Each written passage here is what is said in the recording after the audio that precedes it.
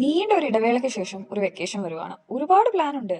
UK, Greece. പക്ഷെ എവിടെ പോയാലും കിട്ടാത്ത ഒരു പ്രത്യേക സുഖം കിട്ടുന്നൊരിടമുണ്ട്, നമ്മുടെ നാട്. അപ്പൊ നാട്ടിലേക്കുള്ള കുറച്ച് പർച്ചേസിംഗിന് പോവാണ്.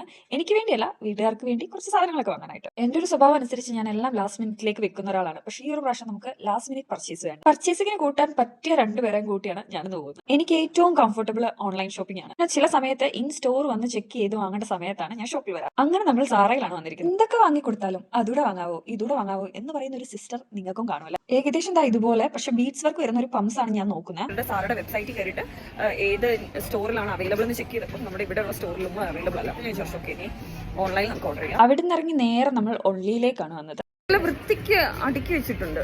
അത് ഇനി ഇവിടെ ആൾക്കാരൊന്നും കയറാത്തോണ്ടാണോ? സമ്മറൊക്കെ അല്ലേ, അപ്പൊ നല്ലൊരു സൺഗ്ലാസ് നോക്കാനായിട്ട് കയറി. നമ്മളിവിടെ ജർമ്മനി വന്ന സമയത്ത് സ്ഥിരമായിട്ട് വരുന്ന ഒരു അറബിക് റെസ്റ്റോറന്റ് ആയിരുന്നു. അവിടെ വന്ന് നല്ല അടിപൊളി ബിരിയാണി റൈസും ഞാൻ കറി റോസ്റ്റാണ്. അങ്ങനെ ബാക്കി ഷോപ്പിംഗ് ഒക്കെ വെള്ളത്തിലാണ്.